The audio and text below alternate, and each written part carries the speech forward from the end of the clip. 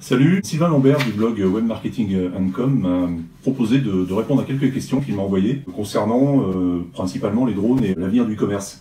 Je crois que ça s'inscrit dans le cadre de l'anniversaire de son blog, à qui je fais un salut amical au passage.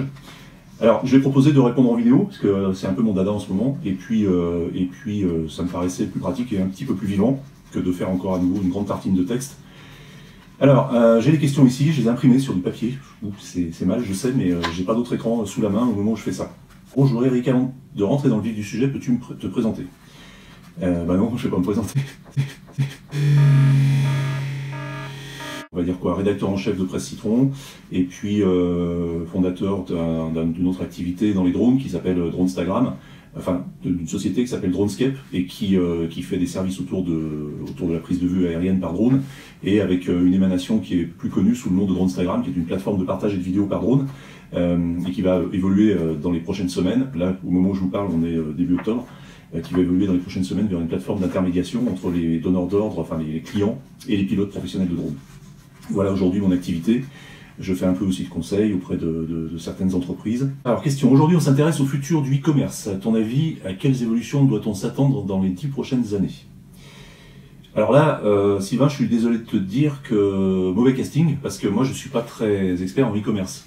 Aujourd'hui c'est un métier très complexe et auquel moi je comprends pas grand-chose, parce que je pense que pour être légitime à parler de e-commerce, encore faut-il le pratiquer. Et moi, j'ai pas de boutique en ligne, donc je ne peux en parler que ce que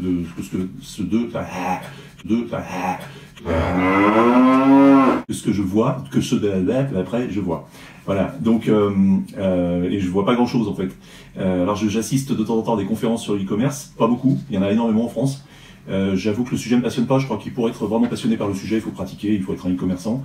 Sinon, c'est quelque chose qui me paraît très aujourd'hui, qui est devenu très technique, avec un jargon, des pratiques, des usages, etc., qui ne sont pas tellement dans ma sphère d'intérêt.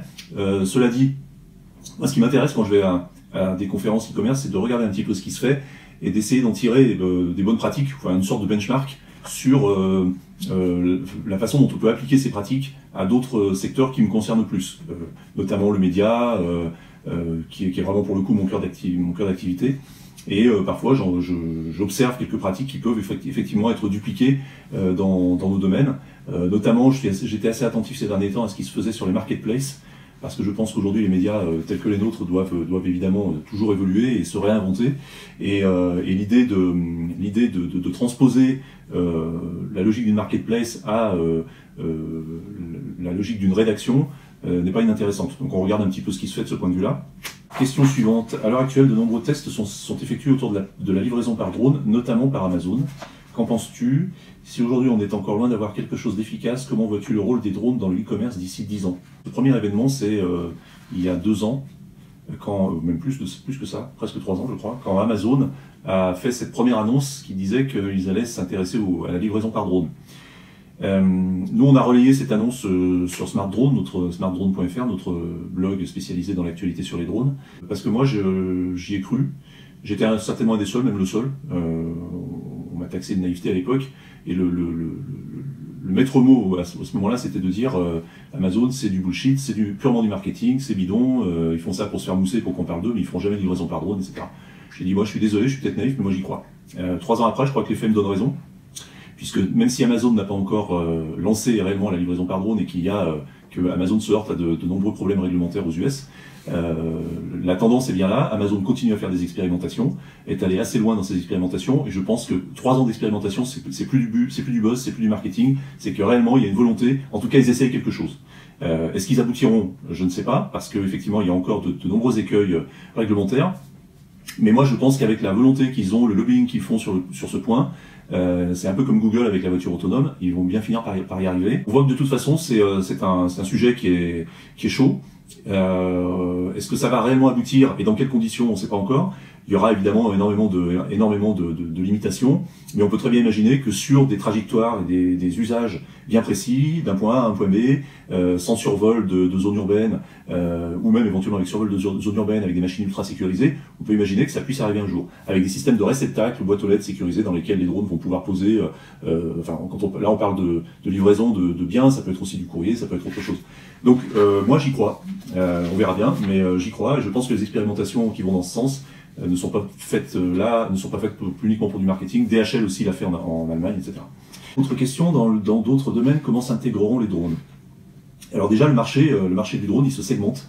Il y a plusieurs tendances. Alors en gros, aujourd'hui, il y a 3 tendances avec des machines qui commencent aussi à devenir complètement différentes selon les usages.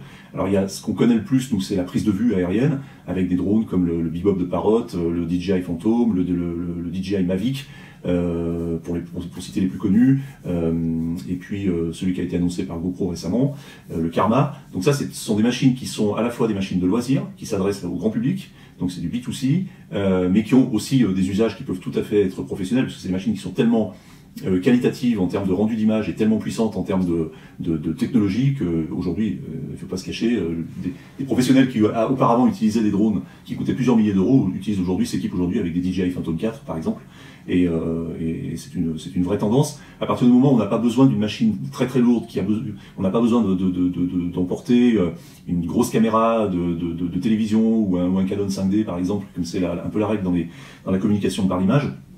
Un drone comme un DJI Phantom qui fait de la vidéo 4K ultra stabilisée à 60 images par seconde est largement suffisant. Donc ça, c'est les machines de prise de vue. Après, dans les loisirs, on a les machines de racing, c'est-à-dire les drones qui sont destinés à la course, au pilotage et à la course. Donc là, il n'est plus question de prise de vue, mais les gens qui utilisent ces drones, les pilotes de drones de racing, utilisent des lunettes, des goggles, des lunettes qui permettent d'être en immersion et de voir ce que voit le drone. Et là, ça n'est plus du tout à vocation pour faire des belles images, mais c'est pour être à bord du drone et piloter. Donc les courses de drone racing, aujourd'hui c'est la F1 du drone. Et d'ailleurs, il y a des ligues qui sont en train de s'organiser. On aura peut-être l'occasion d'en reparler d'ailleurs, parce qu'on m'a contacté à ce sujet, il y a des projets assez intéressants. Et puis ensuite, il y a évidemment les drones professionnels qui sont des machines différentes, qui ont des capacités d'emport qui sont lourdes, et pour lesquelles évidemment il y a des réglementations très restrictives et très contraignantes. Ce qui peut évidemment s'expliquer quand une machine de 5, 10 ou 20 kg vous survole, il vaut mieux qu'elle ne vous tombe pas sur le coin de la figure. Ensuite, pour définir ses usages, il faut savoir ce qu'un drone est capable de faire. Donc un drone, il a deux capacités que d'autres machines ont, mais lui, il les a les deux réunies. Principalement, c'est qu'il peut voler et qu'il peut voir. À partir de ce moment-là, vous imaginez bien qu'on peut imaginer des tas d'usages. Et aujourd'hui, tous les jours, moi, je découvre de nouveaux usages avec les drones, des expérimentations, et je pense qu'on n'est pas au bout de nos surprises et qu'on n'imagine même pas ce qui pourrait arriver. On peut quand même, évidemment, il y a des applications professionnelles, mais on peut ranger les usages en quelques grandes catégories. Donc les loisirs, alors les loisirs, c'est s'amuser avec un drone, c'est s'amuser à piloter dans son appartement, dans son jardin ou ailleurs, mais c'est aussi par exemple amener un drone avec soi, un petit drone avec soi dans son sac à dos, je l'ai déjà fait, faire de la randonnée en montagne, et puis quand on est sur un spot qui est magnifique, sortir son drone au moment du pique-nique et faire des vidéos, faire des photos, etc. Et ça a aussi une autre vocation, c'est que ça permet d'explorer là où on ne peut pas aller. Et c'est aussi une des caractéristiques d'un drone, c'est que c'est une machine qui va là où personne ne peut aller, ou là où aucune autre machine ne peut aller, que ce soit une machine roulante ou une machine terrestre ou une machine aérienne. Donc ça permet, par exemple, quand on est en randonnée, de dire, bah voilà, là j'arrive sur un passage où ça devient un petit peu compliqué, qu'est-ce qu'il y a derrière, je vois pas bien, je sors mon drone de mon sac à dos, je mets éventuellement les lunettes d'immersion pour voir ce que va voir le drone, je fais décoller le drone et je le fais aller au-delà d'un col, par exemple, au-delà d'un passage difficile pour voir si on peut aller continuer à progresser. Voilà un usage intéressant. Prise de vue, évidemment, compétition, on l'a dit. Service aux particuliers, donc livraison par exemple. Service aux entreprises, donc typiquement surveillance, inspection d'édifices. Aujourd'hui, la SNCF et EDF commencent à utiliser des drones pour surveiller les voies et pour faire de l'inspection d'édifices et d'ouvrages d'art, notamment les ponts. Ce qui se faisait avant avec des hommes, des cordistes, qui étaient des hommes spécialisés dans les travaux en altitude, avec des travaux qui nécessitaient en fait des compétences d'alpinistes. Et aujourd'hui, au lieu d'envoyer un homme, on envoie un drone. Peut-être que ça s'inscrit dans une tendance qu'on peut juger malheureuse, c'est-à-dire qu'on remplace des métiers faits par des hommes par des machines. D'un autre côté, ça peut être aussi, on peut aussi voir le bon côté des choses, c'est que c'est des métiers qui sont difficiles et qui peuvent être dangereux. Et du coup, on a moins de risques d'envoyer un drone inspecter un pont qui fait 150 mètres de hauteur.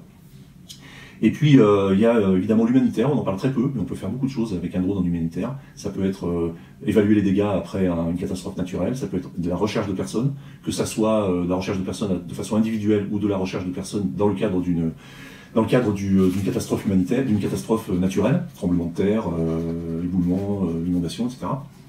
Et puis, il y a des projets de livraison de médicaments dans des régions reculées, dans des régions qu'il est difficile d'atteindre par des moyens habituels. Alors là, vous imaginez bien que c'est vraiment génial. Vous prenez un drone, et pas besoin d'un drone très puissant, mais un drone qui a une portée assez longue, avec une box dans laquelle vous mettez des médicaments d'urgence, par exemple, et puis vous l'envoyez à 5 km de là, voire plus, avec un système de vol automatisé par GPS. Même chose d'ailleurs, il y a eu des expérimentations pour envoyer des drones sur des lieux d'accident avec un défibrillateur, par exemple. Donc il y a un drone qui est capable de survoler, par exemple, une autoroute complètement congestionnée pour aller sur le lieu de l'accident et larguer un défibrillateur. Et puis, évidemment, les drones, c'est aussi un métier, c'est un marché, qui va représenter plusieurs dizaines de milliards, selon les experts, d'ici 2025. Donc, évidemment, tous les fabricants de drones, ceux qui vendent des drones, la recherche et développement, les écoles de pilotage, enfin, tous ces métiers connexes, les agences conseils, comme nous, on fait un petit peu avec Dronescape, et plateformes d'intermédiation, etc. L'autre question, on voit de plus en plus de formations au pilotage des drones, aussi bien aux US qu'en France, avec l'école française du drone. Penses-tu que ces métiers autour des drones seront porteurs dans les prochaines années? Est-ce que quelqu'un qui sort de ces écoles aujourd'hui a des possibilités de carrière? Oui, clairement, c'est un petit peu tout ce que je viens d'énumérer, donc il y a certainement de grandes opportunités. D'ailleurs, les Américains disent que ça va représenter, je ne sais plus combien, d'ici 2020, au moins 10 ou 20 000 emplois créés juste autour de ce marché. Il y a des opportunités pour un chiffre. En 2013, il y avait quand la DGAC, la Direction Générale de l'Aviation Civile, a sorti sa première réglementation sur l'usage des drones, en avril 2012. Il y avait 750 pilotes de drones agréés, DGAC, et aujourd'hui, 3 ans ou 4 ans après, il y en a plus de 3000. En France, hein, je parle uniquement en France. Donc effectivement, un marché en explosion, pas mal de professionnels qui ont senti une opportunité, qui se sont dit, tiens, voilà un métier qui est sympa, je suis photographe, ou j'ai une agence de com, ou je suis caméraman, ou je suis pilote de drone, je vais passer les certifications pour pouvoir devenir professionnel et en faire mon métier. Dans la réalité, c'est pas aussi facile que ça. J'entends dire pas mal de choses sur le sujet, que beaucoup de pilotes ont du mal à travailler, ont du mal à en vivre. Ce qui m'étonne un peu, parce que nous, sur la plateforme, on a de plus en plus de demandes. Et nous, justement, on met en relation les demandeurs avec les pilotes. On a de plus en plus de demandes. Et puis, je pense qu'il y a une question d'adéquation. Le marché aujourd'hui n'est pas mature, il n'est pas organisé. Donc il y a un problème d'adéquation entre l'offre et la demande, et un problème d'organisation du marché. C'est-à-dire qu'aujourd'hui, vous êtes un particulier ou vous êtes une entreprise, vous voulez faire des photos aériennes de votre entreprise pour votre guide d'entreprise ou pour vos actionnaires, ou vous voulez filmer un événement, un mariage ou un anniversaire, vous ne savez pas trop où vous adresser parce que vous avez des listes de professionnels, c'est très disparate. Les sites sont pas forcément bien référencés, tout n'est pas encore optimal. Et je pense que justement il y a un travail d'organisation à faire. Mais clairement il y a des opportunités, ça va représenter probablement des milliers ou des dizaines de milliers d'emplois on va dire dans les 10 années qui viennent. Et la dernière question, c'est et toi dans 10 ans, où te vois-tu?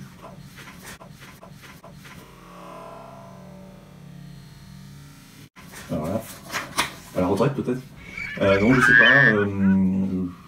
Franchement, je sais pas. Je fais pas de projection à 10 ans. Ça me paraît vachement difficile.